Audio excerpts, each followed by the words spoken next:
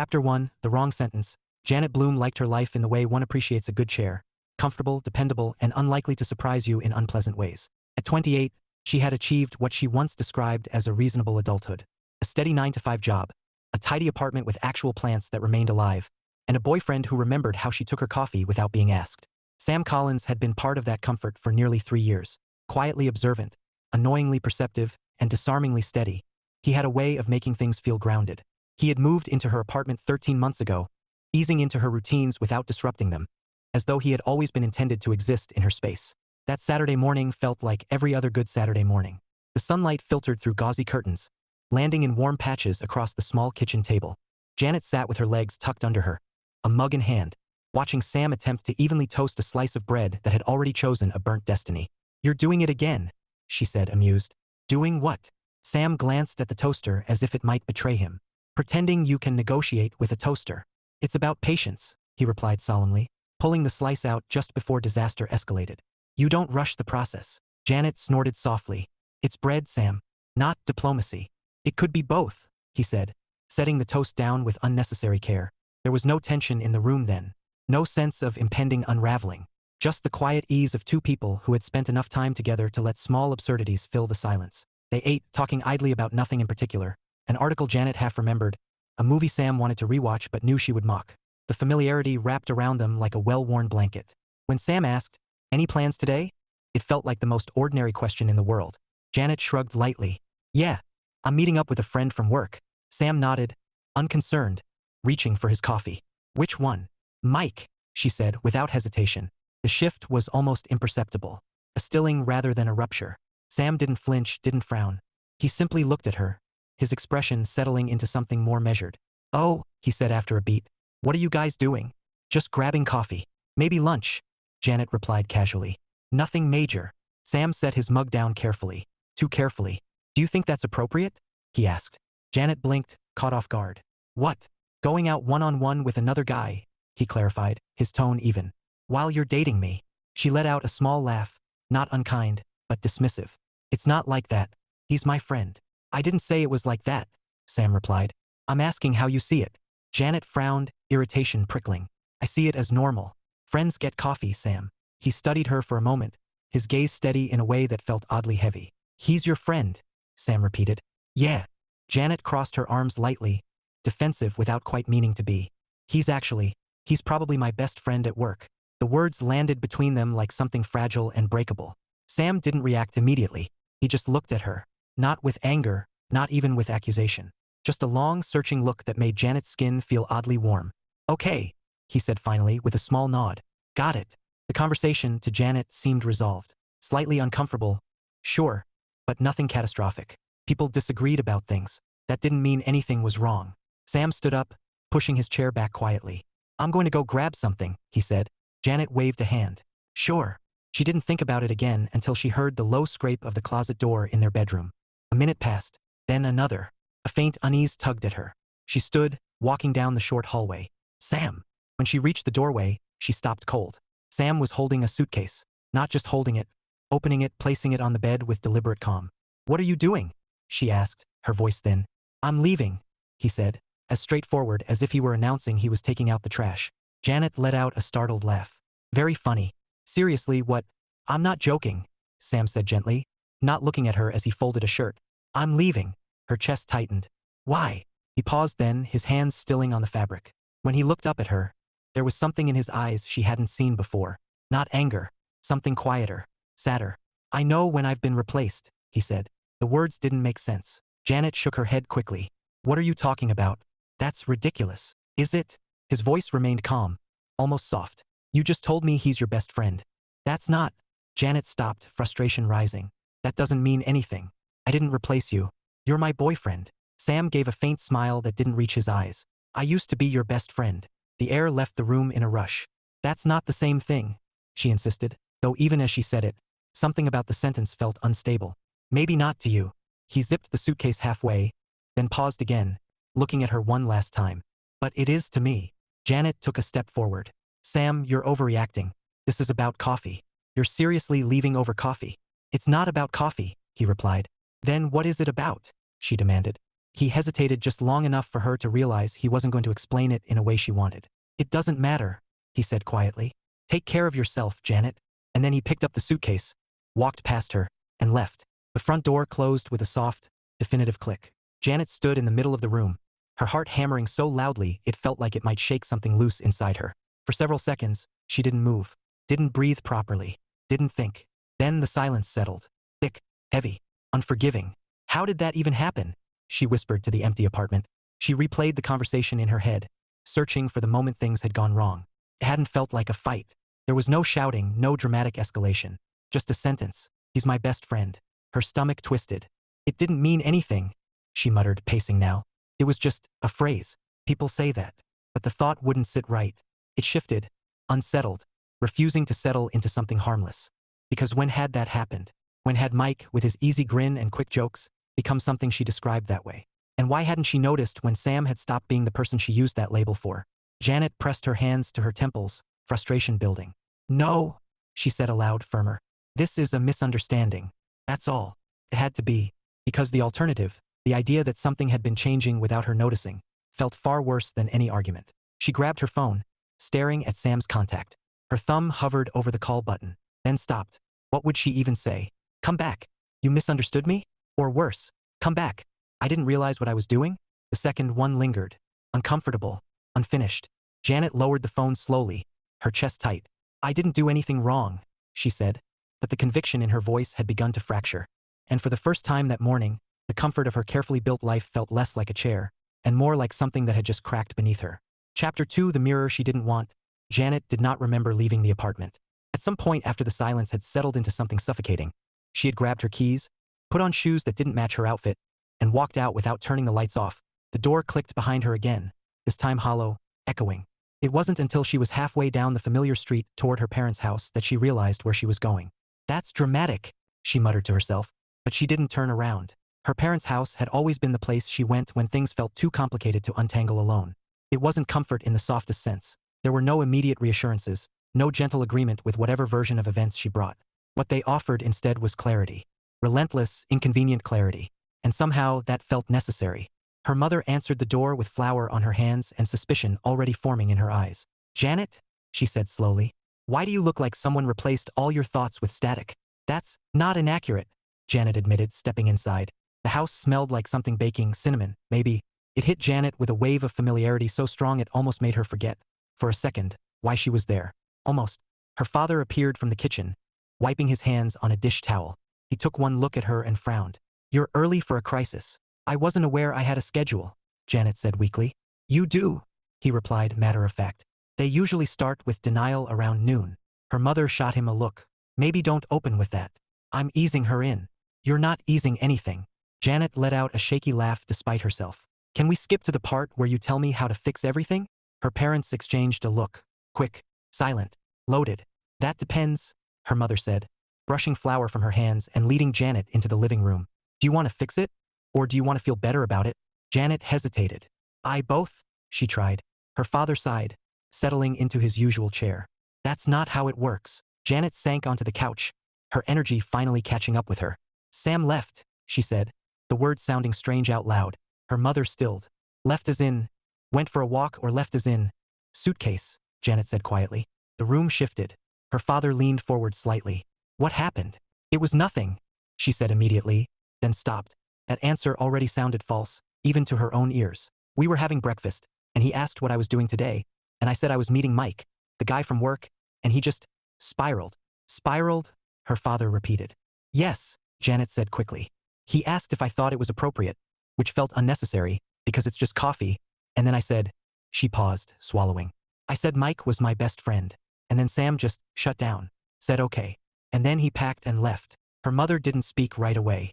She studied Janet in silence, her gaze intent in a way that made Janet want to look anywhere else. "Say that last part again," her mother said. Janet shifted. "I said Mike was my best friend." "And how did you say it?" her father asked. "What does that matter?" Janet frowned. "It matters," he replied calmly. Janet sighed, thinking back. "I don't know, just normal, casual." Her mother tilted her head. "Would you say you meant it?" Janet blinked. "Not literally. I mean, he's a work friend." "That's not what you said," her mother pointed out gently. "I didn't think it was that big of a deal." Janet insisted, frustration creeping in. People exaggerate all the time. Not about that, her father said. Janet looked between them, her patience thinning. You're both acting like I did something terrible. I didn't cheat. I didn't lie. I was getting coffee. No one said you cheated, her mother said calmly. Then what's the problem? Janet demanded. Her father leaned back, folding his arms. Do you remember the first year you and Sam were together? Janet blinked at the shift. Of course. Who did you tell everything to? He asked. Sam, she said immediately. And when something good happened at work? Her mother added. I'd text him. And when something went wrong? Her father continued. I'd call him. And when you had a free afternoon? We'd hang out, Janet said, slower now. Her mother nodded. So tell me, when did that stop? Janet opened her mouth, then hesitated. That's not. She stopped, trying again. It didn't stop. Did it change? Her father asked. The question lingered. Janet frowned, thinking. There had been adjustments, small ones, things she hadn't paid attention to at the time. She thought about the times she'd chosen to text Mike a funny story instead of Sam because Mike would get the work context. The evenings when she stayed late chatting with Mike instead of heading home right away. The small, easy habit of turning toward someone else for attention, for validation. No, she said quickly, but her voice lacked conviction. Her mother sighed softly. Janet. What? Janet snapped, defensive now.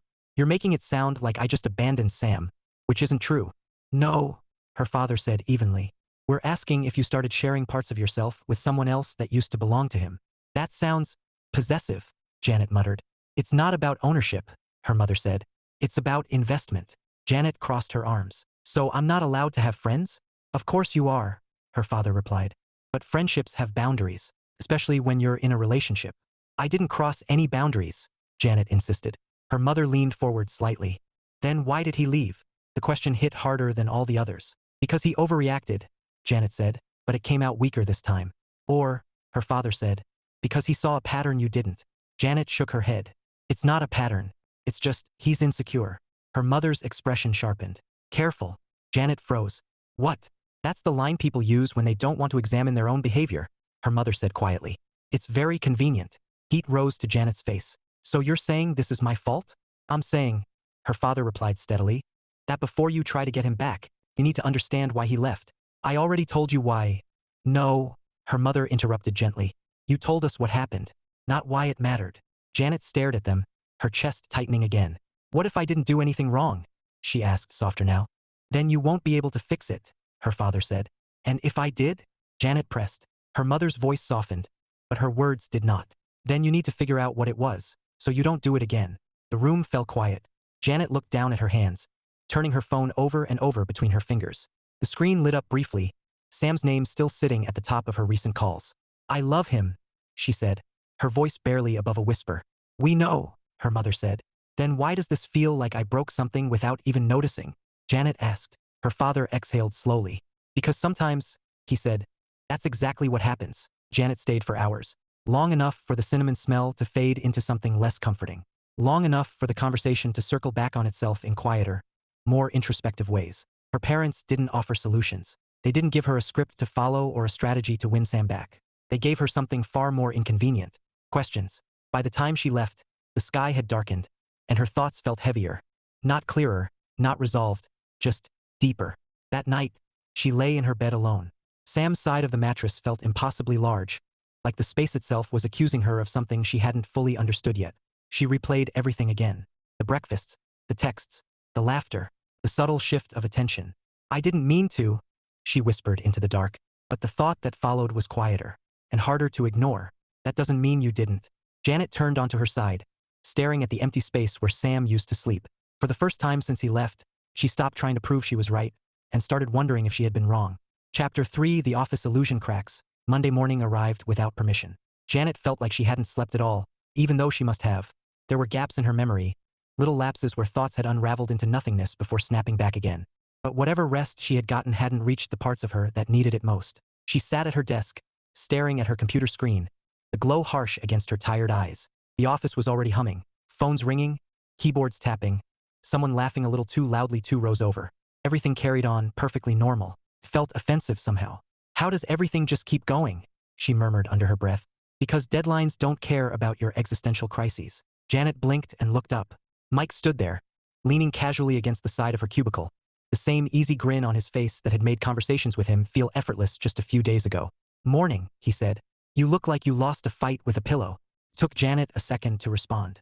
Her brain lagged, catching up with the moment. "Something like that," she said, forcing a small smile. Mike's expression shifted slightly, the grin softening. "Everything okay?"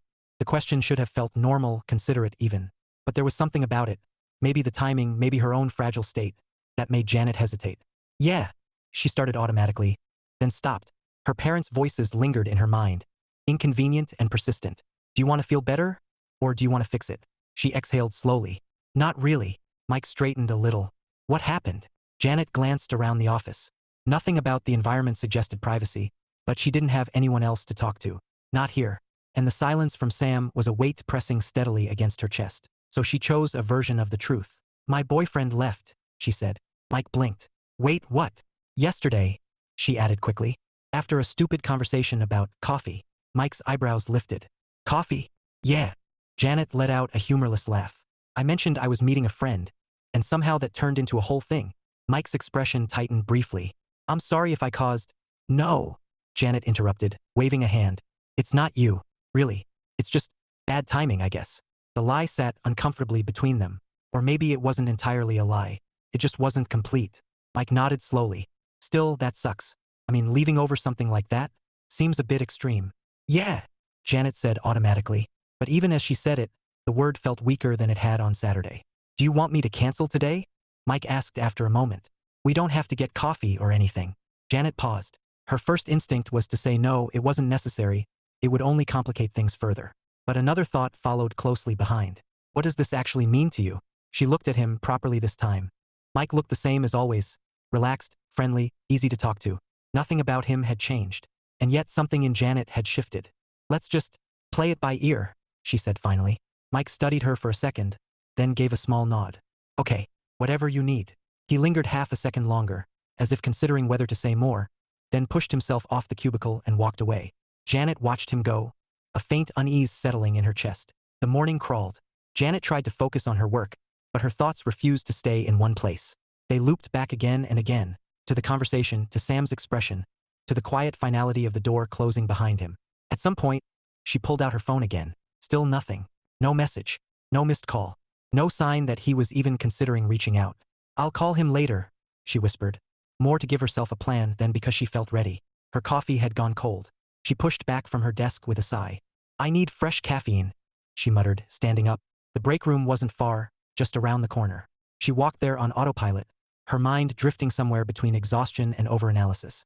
She slowed as she approached, voices drifting out into the hallway. Mike's laugh was easy to recognize. "I'm serious," he was saying, amusement threading through his words. "It wasn't even hard."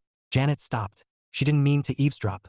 In fact, every instinct told her to turn around and walk away.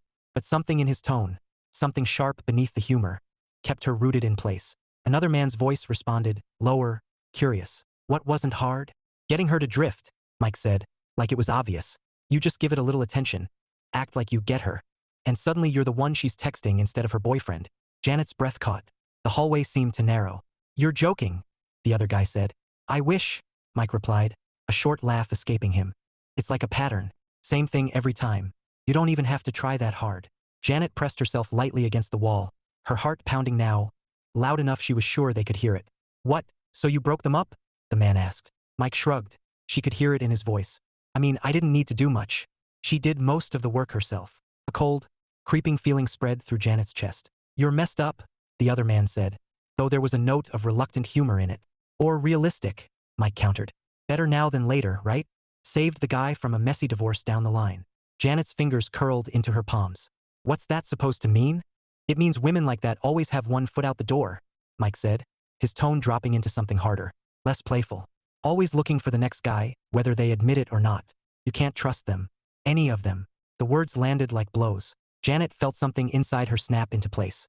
Not neatly, not comfortably, but undeniably. This wasn't a misunderstanding. This wasn't harmless. This wasn't just coffee. Her stomach twisted, a sharp, nauseating realization rising to the surface. He hadn't been her friend. Not really. And worse, she had handed him the role without question. "I didn't mean to," she whispered to herself, but that thought collapsed under the weight of everything she had just heard. She remembered the texts, the easy laughter, The small shift in attention that had felt harmless at the time. She remembered telling Sam, "He's my best friend." Her chest tightened painfully. No, she hadn't been manipulated into something she didn't understand. She had participated. She had seen the path and walked straight down it, telling herself it was fine because she hadn't crossed a visible line. Except maybe the line wasn't visible. Maybe it had been built slowly over time in choices so small they didn't feel like choices at all. And Sam had seen it. Sam had seen it long before she had. Footsteps shifted inside the break room. Janet stepped back quickly, her pulse racing, and turned down the hallway before anyone could see her standing there. She walked fast, too fast, back to her desk, past coworkers who barely registered in her peripheral vision. By the time she sat down again, her hands were trembling. "Oh my God," she breathed. The words echoed in her mind. "Saved the guy from a messy divorce." Her chest ached. "That's not who I am," she said quietly. But the conviction felt fragile. Because intent didn't erase impact. And whether she meant to or not, she had let someone else step into a space that mattered. She had let the center of her attention shift. And Sam had felt it. Of course he had felt it. He hadn't left because of coffee. He had left because he recognized something she had refused to see. Janet stared at her computer screen, but the numbers and words blurred together. She swallowed hard. "I have to fix this," she murmured. But this time, the thought came with something new. Not defensiveness. Not dismissal. Responsibility. And for the first time since Saturday, Janet stopped thinking about how unfair the situation felt, and started understanding exactly how much she had underestimated it. Chapter 4: Damage Control Without Control. Janet didn't confront Mike that day. That surprised her. If you had asked her a week ago what she would do in that situation, if she overheard someone speaking about her like she was a project, a game, something to test and discard, she would have said she'd march right into that room and dismantle him piece by piece with carefully selected words. She was good at that. She knew exactly how to deliver a sentence that sounded calm but landed with precision. But this time, she stayed at her desk. Because for the first time, that instinct didn't feel like strength. It felt like deflection. She spent the rest of Monday moving through tasks in a haze of forced focus. Emails went out, spreadsheets updated, and at least one meeting passed in which she nodded at appropriate intervals without retaining a single sentence. Every so often, she caught sight of Mike across the office. He carried on like nothing had happened. Of course he did. He hadn't been caught. As far as he knew, everything was exactly as he'd left it. Janet still in orbit, still predictable. That thought made something inside her tighten. Not anymore. When 5 o'clock finally arrived, she didn't linger. No casual conversations, no last-minute work checks. She packed her bag and left quickly, ignoring the faint sense that someone might call after her. They didn't. The apartment greeted her with quiet again. Felt different now. The initial shock had faded, replaced by a heavier awareness of absence. Sam's shoes were still gone from the entryway. His favorite mug still sat on the rack, untouched. It all felt like a paused moment waiting for a resolution that hadn't come yet.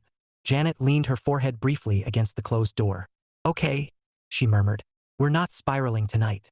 That lasted approximately 30 seconds. She moved through the apartment restlessly, picking things up and setting them down again. A glass, a book, her phone. Her phone. It sat in her hand longer this time. "I can't keep waiting," she said aloud.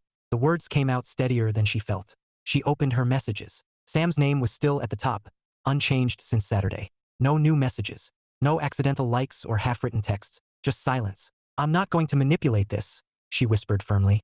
That had been her parents' warning, buried in everything else. Don't fix it the way you usually fix things. No clever phrasing. No emotional shortcuts. Just truth. Janet exhaled slowly and started typing. "Hi." She stopped. "That's not great," she muttered, deleting it immediately. She tried again. "Sam, I know you probably need space." She stopped again. "It sounds like I'm preparing an excuse," she said, frowning. Deleted.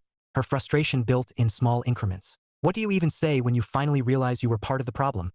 she asked the empty room. The silence didn't help. She set the phone down hard on the counter. "I need to think." For once, she actually meant it. Tuesday morning came with slightly more clarity and significantly less sleep. Janet arrived at work early, not out of enthusiasm, but because being in motion felt easier than lying in bed with her thoughts. The office was quieter at that hour, the usual noise not yet fully assembled. She appreciated that. "Morning." Janet stiffened slightly at the voice. Mike approached, coffee in hand, his expression relaxed. "Hey," she replied, keeping her tone neutral. He studied her for a moment. "You left pretty fast yesterday." "Had things to do," she said simply.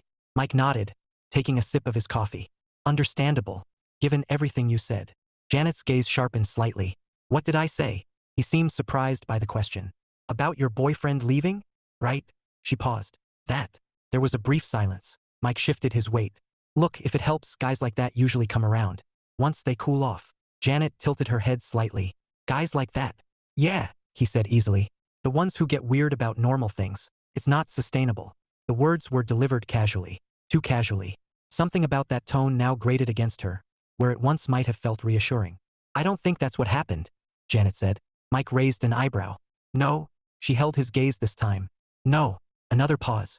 Short, but distinct. Well, Mike said finally, shrugging. Either way, it might be for the best. Gives you some space to figure things out. The phrasing lingered. Janet understood it now in a way she hadn't before. Gives you space. Creates room. She felt a flicker of something sharper than anger. Clarity edged just enough to sting. I think I know what I need to figure out, she said calmly. Mike smiled, seemingly satisfied. Good. He lingered, as if expecting the conversation to shift into something familiar. Something easy. Didn't. After a moment, Janet added, I'm also reporting you. The smile vanished. What? Mike blinked. I overheard you yesterday, she continued, her voice steady despite the sudden spike in her heartbeat. In the break room, his expression changed in slow stages, confusion, then realization, then something more guarded. You're taking that seriously? He asked, a short, incredulous laugh escaping him. Come on, Janet. It was a joke. No, she said simply. It wasn't. Silence stretched between them. You're overreacting. Mike tried again, his tone shifting. People say things. It doesn't mean. It meant enough, she interrupted. That I don't feel comfortable working with you anymore. That landed. He stared at her now, properly assessing for the first time since the conversation began. You're really doing this? He asked. I am. Another pause. Then his expression hardened slightly. After everything? We were friends. Janet almost laughed. The absurdity of the sentence hit her with surprising force. No, she said quietly. We weren't. She turned back to her desk, signaling the end of the conversation without another word. Mike didn't argue further, but she could feel his gaze linger for a second longer before he walked away. Filing the complaint wasn't dramatic. There was no immediate confrontation, no public reckoning. Just a meeting with HR, careful wording, and a documentation of what she had heard. The representative listened, asked questions, and took notes with practiced neutrality. At the end of it, they said, we take situations like this seriously. There will be a review. Janet nodded. That was all she needed. Not vengeance, just distance. That evening, she stood in her apartment again. The quiet no longer quite as overwhelming. Still hurt, but it felt clearer. The pieces were starting to align into something that resembled understanding, even if she didn't like what that understanding revealed. She picked up her phone. This time, she didn't overthink the first sentence. Sam, I understand why you left. She paused, reading it once. No qualifiers. No defenses. Her heart pounded. Then she added another line. I didn't at the time, but I do now. And I'm not going to excuse it. Her thumb hovered. This was the moment she would have softened it before. Added something to make herself sound better, less responsible, easier to forgive. She didn't. Instead, she typed, you were right to feel like something had changed. It had. I just didn't see it. Her chest tightened, but she kept going. I don't expect you to respond. I just needed to say that honestly. She stared at the message. It didn't fix anything. It didn't ask for anything. It simply existed. Janet exhaled slowly and hit send before she could question it. The message delivered instantly. And then nothing. No typing bubble. No immediate reply. Just silence. But this time, it didn't feel like something she needed to fill. For the first time since Saturday, Janet let the silence stay exactly as it was earned. Chapter 5, Learning Silence. The first thing Janet noticed about silence, real silence, was that it wasn't empty. It was crowded. Not with noise, but with everything she usually drowned out.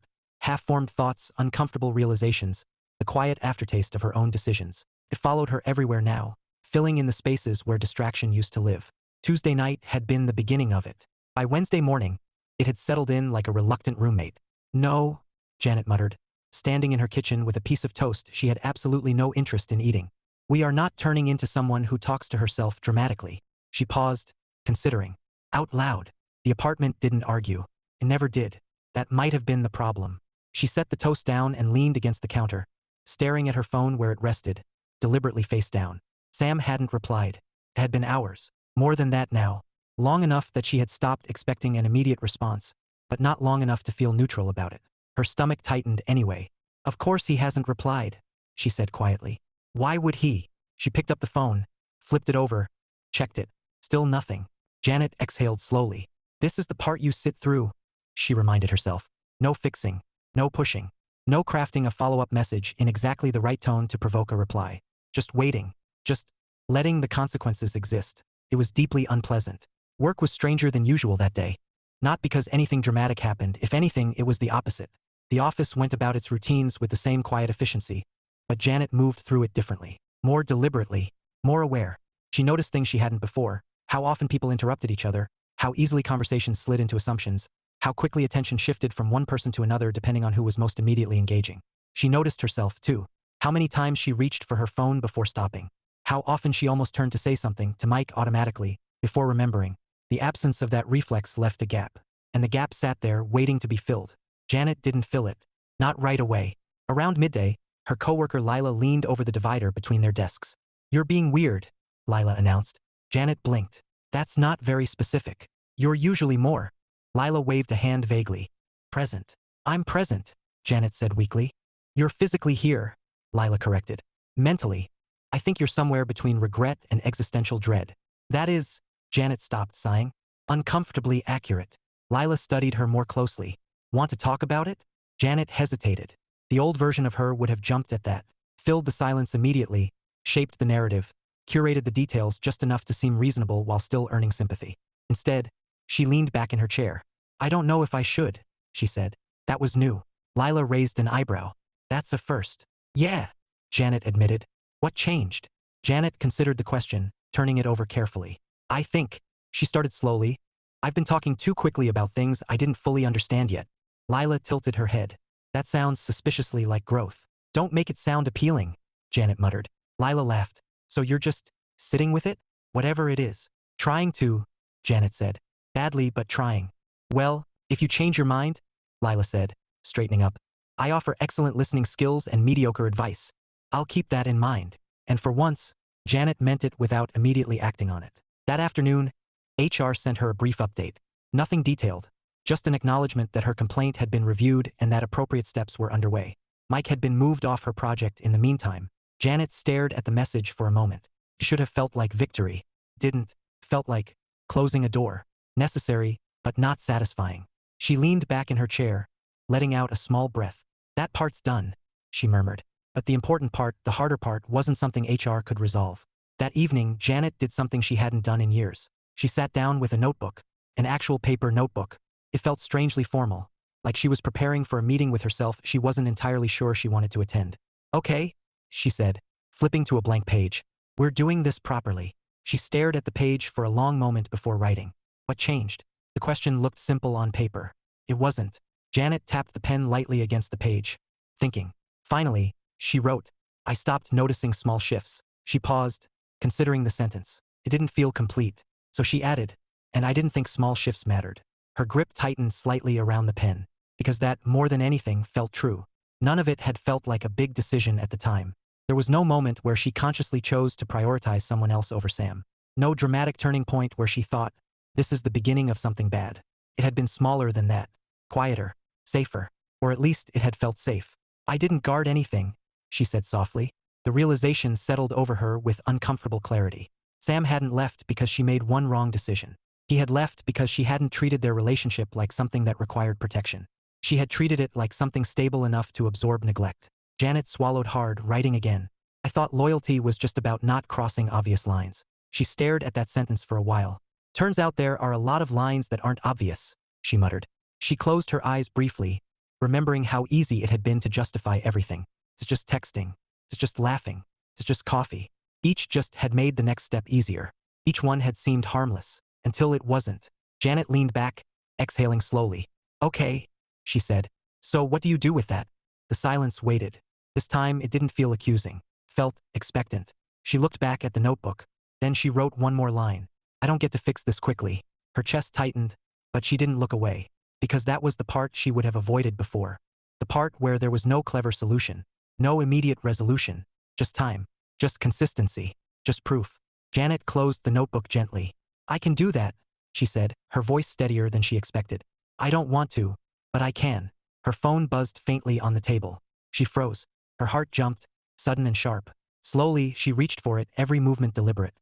She glanced at the screen, and her breath caught. It was a message. From Sam. She stared at his name for a full second before opening it, her pulse loud in her ears. There were only 2 lines. "I hear you." A pause. Then, "I'm not ready to talk yet." Janet read it again, and again. The words were simple, careful, measured. But they weren't silence anymore. They weren't absence. They were something. A response. A boundary. A beginning. Her chest loosened just slightly. Okay, she whispered. Not excitement. Not relief. But something steadier. Respect. She typed a reply, slower this time. I understand. She paused, then added, take all the time you need. Her thumb hovered for only a moment before she sent it. This time, when the silence returned, it didn't feel like something she had to fight. It felt like something she had to learn to hold, without breaking it again. Chapter 6, The Honest Attempt. Janet didn't rush it. That surprised her almost as much as everything else. 3 days passed after Sam's message. 3 full days where the silence existed, but differently now. It no longer felt like something she needed to chase. It felt like something she had to respect. That didn't make it easy. Every morning, she still checked her phone before her alarm fully registered. Every evening, she still had the instinct to fill the quiet with something. Music, television, anything that kept her from thinking too much. But she didn't. Or rather, she let herself think, and then didn't try to escape it. By Friday afternoon, that effort had turned into something steadier. Not calm exactly, but grounded. Which is why when her phone buzzed that evening, she didn't drop it. She just looked at the screen. Sam's name. Her pulse still jumped, but not wildly this time. Just enough to remind her it mattered. She opened the message. Can we talk tomorrow? Janet exhaled slowly, the breath leaving her like something she'd been holding for days. Yes. She stared at the reply, then added, whenever you're comfortable. She sent it before she could adjust the wording. Before she could make it smoother, more persuasive. It was simple. It was enough. They met the next day at a small park across town. Not their regular spot. Not the cafe they used to go to every Sunday, or the walking path near her apartment where everything felt too familiar. This place was neutral.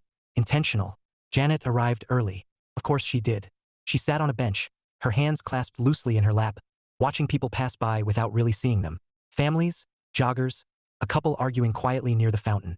Life moving forward, uninterrupted. Hi. She looked up. Sam stood a few feet away, hands in his pockets, posture slightly more guarded than she remembered, but unmistakably him. Hi, she said, her voice softer than she intended. For a moment, neither of them moved. Then Sam nodded toward the bench. Mind if I sit? Please, Janet said quickly. He sat down, careful to leave space between them. Not cold, just deliberate. Janet noticed it immediately. She also didn't comment on it. You look tired, Sam said after a moment. Janet huffed a quiet laugh. That seems to be a theme this week. Yeah, he said. Silence settled between them, not as heavy as before, but still significant. Janet drew in a slow breath. I'm glad you agreed to meet, she said. Sam nodded once. I needed a few days. I know, she said. I'm glad you took them. He glanced at her, something unreadable flickering in his expression. You mean that? I do. Another pause. Sam leaned forward slightly, resting his forearms on his knees. I read your message, he said. Janet nodded. Okay. You didn't try to explain it away, he continued. No, she said simply. Why not? The question wasn't accusatory. It was curious. Janet took her time answering. Because I don't think it would have been honest, she said. At least not fully honest. Sam glanced down briefly, then back at her. So what is the honest version? Her chest tightened slightly. This was the part she would have managed carefully before. Measured every word, softened every edge, shaped it into something easier to accept. She didn't do that now. The honest version, she said slowly, is that you weren't wrong. Sam didn't react outwardly, but something in his posture stilled. Janet kept going.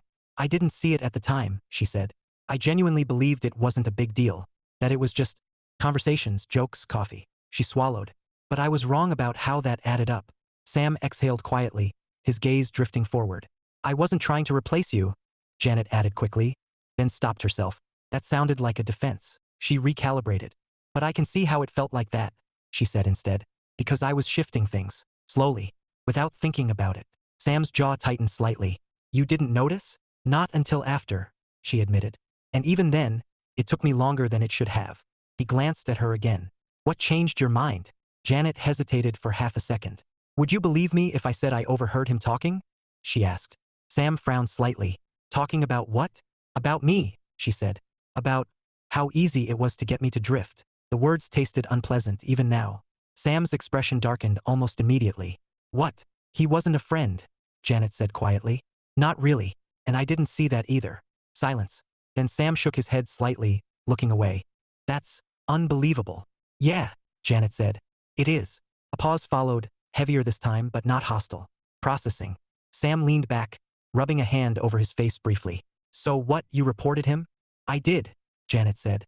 He's off my project now. Sam nodded once. Good. Janet studied him carefully. You're not saying I told you so, she said. He gave a faint, humorless smile. I thought about it. That tracks. But it wouldn't help, he added.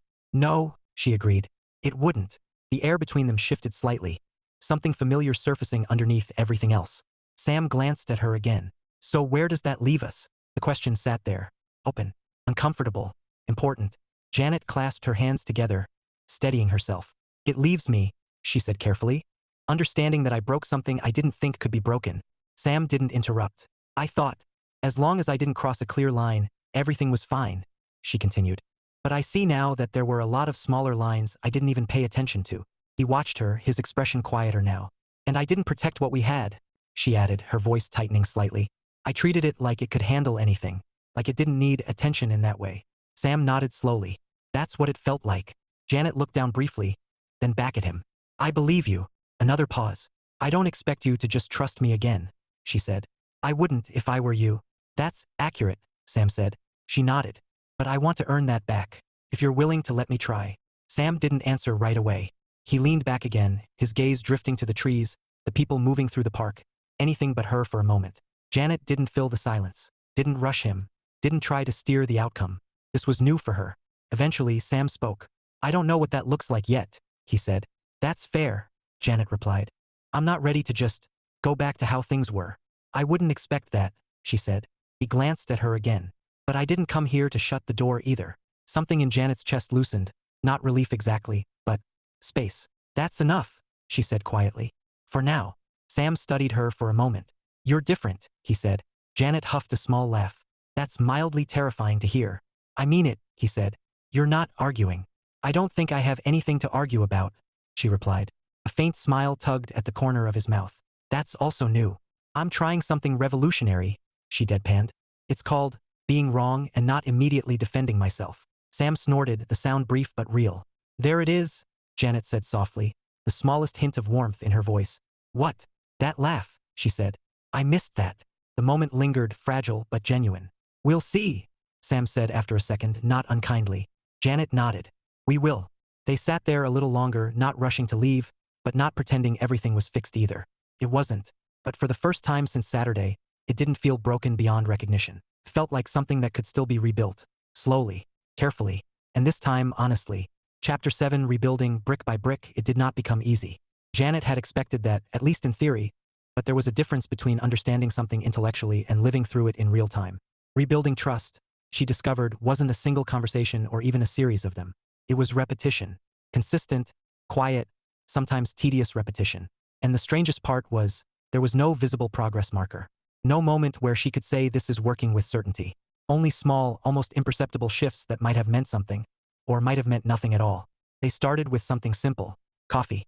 Not the kind of coffee she used to take for granted, quick, casual, assumed. This one was scheduled. Intentional. Slightly awkward. I wasn't sure if you'd actually show up, Sam admitted as he sat across from her at a small cafe neither of them had been to before. Janet blinked. Why wouldn't I show up? He shrugged lightly. People say they'll do things. I said I would, she replied. I know, he said. I just didn't know what that meant yet. Janet nodded slowly. That's fair. The waiter arrived, took their orders and left. The silence that followed wasn't uncomfortable exactly, but it wasn't easy either. It felt like both of them were standing on unfamiliar ground, testing each step before taking it. So, Janet said finally, what does we're working on this look like for you? Sam leaned back slightly, considering. I don't want to rush anything, he said. I don't want to pretend we're fine just because we're talking again. I don't want that either, Janet agreed. He nodded. But I also don't want to stay stuck in that moment forever. Janet offered a small, careful smile. That would get exhausting. Yeah, he said, huffing a faint laugh. Another small shift. Not dramatic, not loud, but real. They saw each other again a few days later. Then again that weekend. Each meeting followed a similar rhythm. Initial hesitation, careful conversation, moments of silence that neither of them rushed to fill. Janet noticed how deliberate Sam was now. He listened fully, responded thoughtfully, but he didn't give more than he was ready to give. He didn't default back into habits just because they were familiar. And for the first time, Janet understood that as respect. For himself, for the situation, for her. At work, things continued to evolve in quieter ways. Mike avoided her. That wasn't surprising. What was surprising was how little it mattered now. The absence she felt wasn't tied to him anymore. It was tied to the space she had reclaimed for herself. Conversations shifted. Her focus returned, not just to her tasks, but to how she moved through her day. She noticed when she reached for her phone and stopped. She noticed when she wanted to share something, and made a conscious decision about where it went. More often than not, she didn't send it immediately. She let it sit. And then, sometimes later, she sent it to Sam. Not constantly, not to prove a point, just intentionally. One evening, as they walked slowly along a quiet street after dinner, Sam glanced at her. "You're quieter," he said. Janet raised an eyebrow. "I didn't realize that was possible." "I didn't say it was permanent," he replied dryly. She smiled faintly. "I think I'm just choosing my words more," she said after a moment. Sam nodded. "That's different from before." "I know," Janet said. "Before, I thought saying things easily was a good thing. Honest, open, all that. And now," she considered the question. "Now I think," she said slowly, "it's not just about saying things. It's about understanding what you're saying and why." Sam glanced at her again, something thoughtful in his expression. "That took you a while," he said. "Thank you for noticing my character arc," Janet replied dryly. He smiled. There it was again, that small, genuine reaction she had missed. "You've always been good with words," he added. "I think I used that as a shortcut," she admitted. "To smooth things over, explain things away, make everything sound okay. And now, I'd rather things actually be okay," she said simply. That settled quietly between them. The first time Sam came back to the apartment, it wasn't planned as a big moment. He had walked her home after dinner. They had stopped at the door, lingering in that in-between space where decisions weren't spoken outright. "You don't have to come in," Janet said, careful, leaving the choice entirely with him. "I know," Sam replied. He looked past her for a second, into the apartment. "Is it weird?" he asked. Janet followed his gaze. "A little," she admitted. "But not in a bad way. Just different." He nodded slowly. Then, after a moment, he stepped inside. The shift was subtle, but Janet felt it immediately. Not like something snapping back into place. Like something being revisited with more awareness this time. Sam moved through the space slowly, taking it in. Noticing what had changed, what hadn't. "You moved the chair," he said. Janet blinked. "That's what you noticed?" "It was in a different spot for a year," he pointed out. "Fair," she conceded. A pause. Then she added, quieter, "I didn't touch anything else." Sam glanced at her. "I wasn't sure if that would make it easier or harder," she said. He nodded once. "I get that." Neither of them pretended it meant more than it did. But neither of them dismissed it either. They didn't jump back into living together. They didn't talk about it at all, in fact. Not yet. What they built instead was something slower. More deliberate. Sometimes frustrating. Sometimes unexpectedly light. Like the afternoon they spent assembling a piece of furniture that should have been simple but somehow required negotiations usually reserved for international treaties. "You're holding it upside down," Sam said. "I am not," Janet replied. "You absolutely are. It's symmetrical," she insisted. "There is no upside down." Sam paused, staring at her. Then, very slowly, he turned the instruction manual around. Janet squinted at it. "Oh." Sam leaned back, arms crossed, waiting. Janet exhaled. "Okay, fine. I was holding it upside down." "Thank you," he said. "For what?" "For saying that without turning it into a 10-minute argument." She rolled her eyes. "Growth is exhausting. But effective," he said. She smiled despite herself. Later that evening, as they sat on the couch, still slightly awkward, still slightly careful, Janet glanced at him. "Can I ask you something?" she said. Sam nodded. "Yeah." "What made you decide to try?" she asked. "After everything." He was quiet for a moment. "Because," he said finally, "when you said you understood, it felt different." Janet's chest tightened slightly. "Different how?" "You didn't sound like you were trying to convince me," he said. "You sounded like you had already convinced yourself." She nodded slowly. "That was new." "I know." Another pause. "And," he added quieter, "because I didn't want to not try." Janet let out a small breath she hadn't realized she was holding. "That's enough," she said softly. "For now," Sam replied. She smiled faintly. "For now." Nothing was fixed, but nothing felt fragile in the same way anymore either.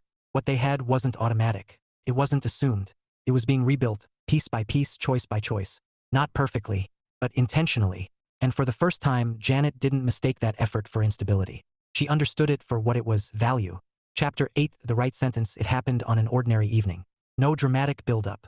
No carefully orchestrated moment. Just a Thursday that looked, at first glance, exactly like any other. Janet stood in the kitchen, leaning lightly against the counter as she chopped vegetables with more focus than the task required.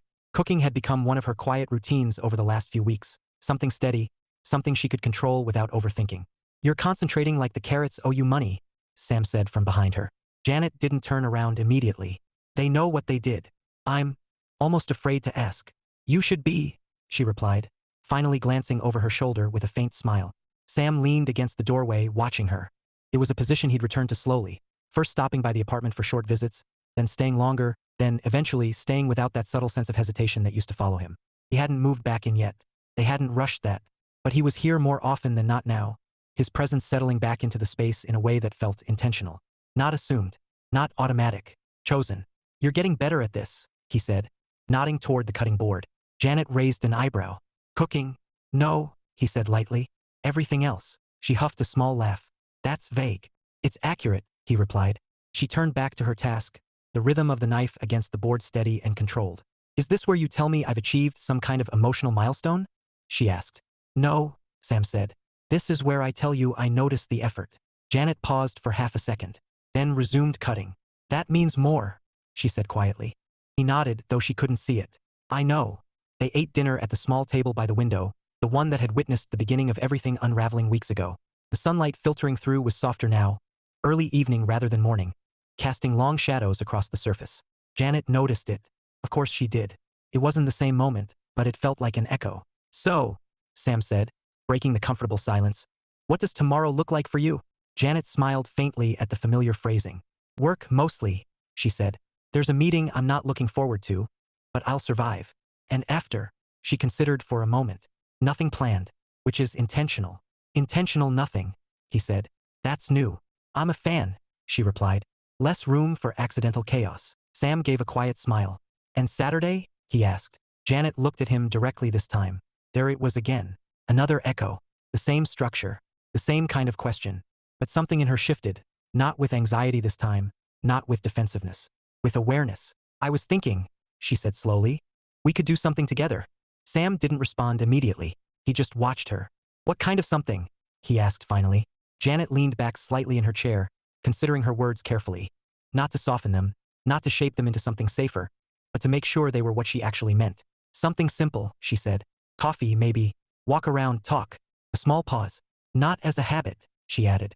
As a choice. Sam's gaze held hers. That matters, he said. I know, she replied. Later that evening, they moved to the couch, a quiet familiarity settling between them as a movie played softly in the background, more ambient than engaging. Janet curled one leg under her, her posture relaxed in a way that would have been automatic in the past, but now carried a quiet awareness. Sam shifted beside her, stretching slightly. You've been different about something, he said after a while. Janet glanced at him. Only one thing? He huffed. One thing I can put into words. Go ahead, she said. You don't reach for your phone as much, he said. Not when we're talking. Janet nodded slowly. I noticed that too. He studied her. Was that on purpose? Yes, she said without hesitation. Why? She thought about the answer carefully. Because I realized I was dividing my attention without thinking about it, she said. And I don't want to do that anymore. Sam nodded once, processing. That used to bother me, he admitted. I know, Janet said. Another quiet pause. And now? She asked. It doesn't, he said. Janet smiled faintly. Good, she said. That's the goal. The moment came later than she expected. They were standing in the kitchen again, not doing anything significant.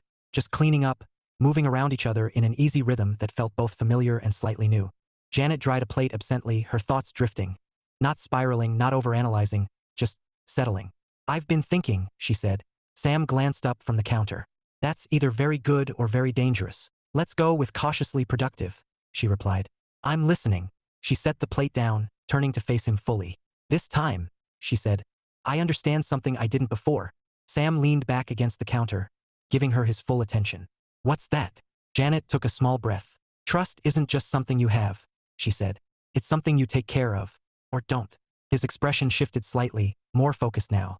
And I didn't, she continued. Not in the way I should have. Sam didn't interrupt. I thought it was strong enough to just exist, she said, regardless of what I did around it. She shook her head faintly, almost at herself. That was naive, she admitted. A small silence followed. Then Sam said quietly, yeah. Janet nodded, accepting it.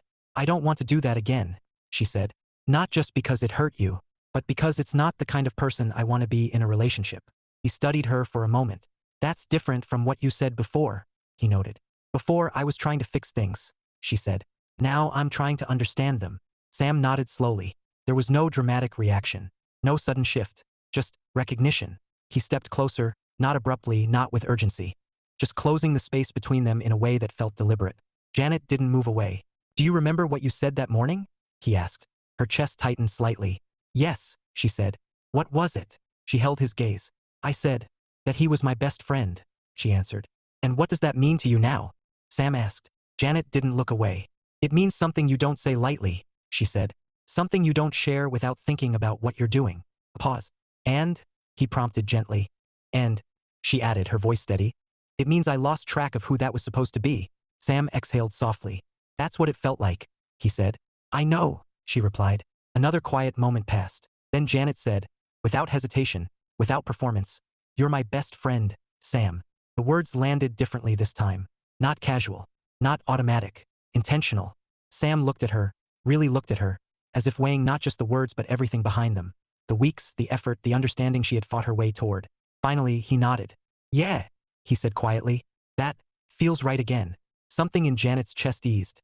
Not a rush, not a flood, but a steady, grounded shift. Not relief, not completion, but alignment. Months later, that sentence would remain the turning point. Not because it fixed everything in an instant, but because it was the first time it carried its full meaning. No shortcuts, no assumptions, just truth understood and chosen.